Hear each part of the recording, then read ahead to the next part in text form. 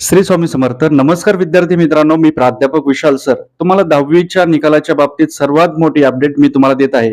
याआधी चॅनलवर नवीन असताल तर नक्कीच चॅनलला सबस्क्राईब करा आणि बेल आयकॉन नक्की प्रेस करा.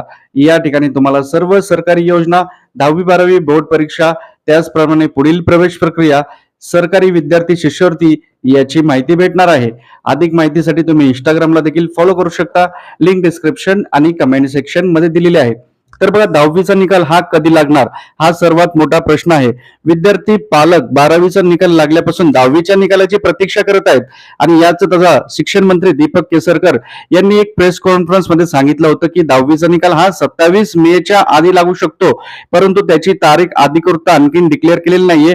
आणि आता जी आपल्याला माहिती भेटत आहे, बोर्डाचे अध्यक्ष शरद गोसावी यांनी सर्वात मोठे अपडेट आपल्या समोर दिलेली आहे की बोर्डाची जी तारीख आहे, उद्या निकाल आहे तर आजच डिक्लेअर केला जाईल, परंतु आज देखील डिक्लेअर तारीख नाहीये, म्हणजे उद्या निकाल नाहीये.